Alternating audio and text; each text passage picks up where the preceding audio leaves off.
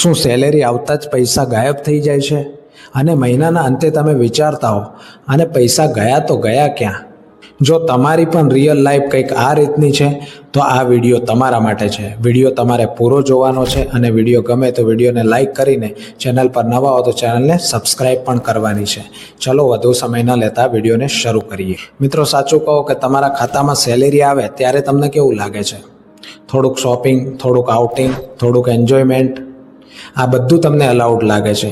પણ જેમ જેમ દિવસો પસાર થાય છે, 10 દિવસ પછી તમારું બેલેન્સ ઓછું થઈ જાય છે, 20 દિવસ પછી તમારું ટેન્શન થોડુંક વધી જાય છે અને મહિનાના છેલ્લા 5 દિવસમાં તમારું બેલેન્સ સાવ ખાલી થઈ જાય છે.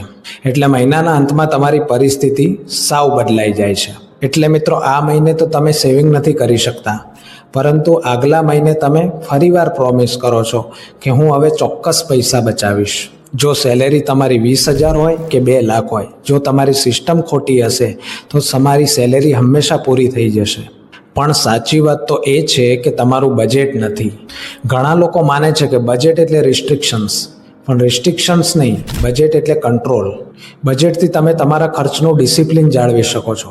તમને ખબર જ નથી પડતી કે કેટલો ખર્ચ જરૂરી છે, કેટલો ખર્ચ બિનજરૂરી છે અને કેટલું તમારે બચાવવું જોઈએ. અને છેવટે રિઝલ્ટ શું? સેલેરી આવે છે અને ક્વિકલી ખતમ થઈ જાય છે.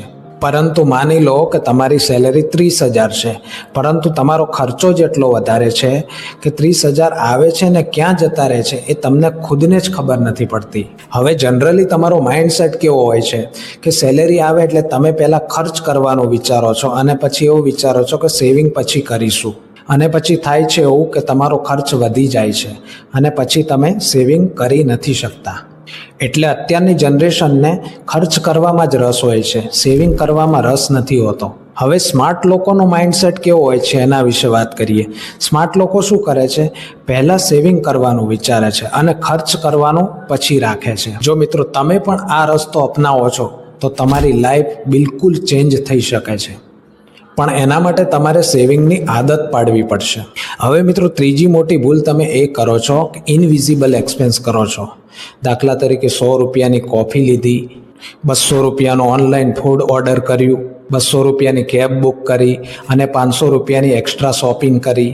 હવે આ બધા નાના નાના ખર્ચાઓ એવા છે કે જે તમને દેખાતા નથી, પરંતુ મહિનામાં તમારા 5,000 થી 10,000 ક્યાંય ગાયબ થઈ જશે એ તમને ખબર પણ નહીં પડે. તો બને ત્યાર સુધી આવા ઇનવિઝિબલ ખર્ચાઓને પણ તમારે ટાળવા જોઈએ. ત્યાર પછી અગત્યની વાત છે લાઇફસ્ટાઇલ ઇન્ફ્લેશન. હવે મિત્રો, લાઇફસ્ટાઇલ ઇન્ફ્લેશન એટલે શું? કે જેમ તમારી આવક વધે છે તેમ તેમ તમારા ખર્ચાઓ પણ વધે છે. જેમ કે રેસ્ટોરન્ટ્સ, બ્રાન્ડ્સ અને EMI.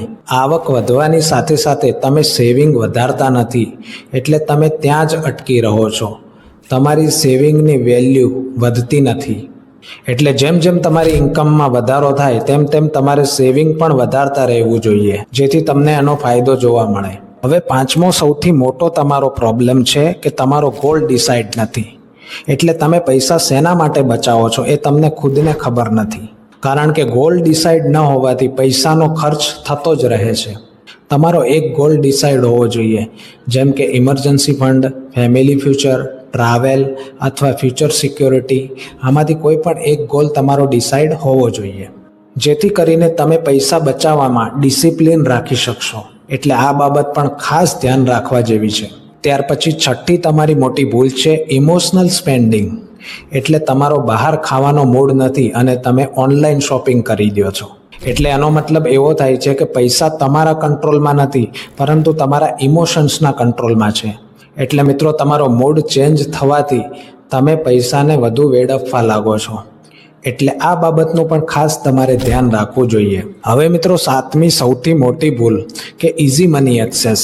એટલે મિત્રો, અત્યારની જનરેશન આ સૌથી મોટી ભૂલ કરે છે.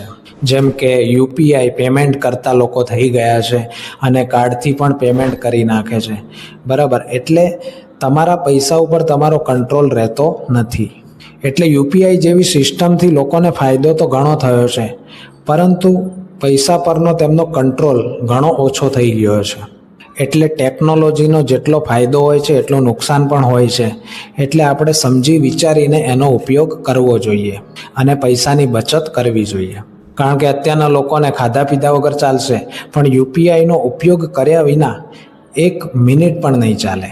હવે મિત્રો તમારા મનમાં એક સવાલ હશે કે અમે ખર્ચ વધારે કરીએ છીએ તો સેવિંગ માટે અમે શું કરી શકીએ? તમારા પાસે એવું કંઈ સોલ્યુશન છે? તો આપણે એને સ્ટેપ બાય સ્ટેપ સમજીએ. સૌથી પહેલો સ્ટેપ છે 50, 30 અને 20નો રૂલ્સ અપનાવો. એટલે કે સેલેરીના 50% તમે જરૂરિયાતનો ખર્ચ કરો, 30% લાઈફસ્ટાઈલ માટે ખર્ચ કરો અને 20% સેવિંગ કરો. બીજો સ્ટેપ છે કે સેવિંગ ઓટોમેટિક કરો. એટલે તમારી સેલેરી આવે એટલે સેવિંગ ઓટોમેટિક ટ્રાન્સફર થઈ જવી જોઈએ, કારણ કે મેન્યુઅલી તમે સેવિંગ કરવા જશો તો નહીં કરી શકો.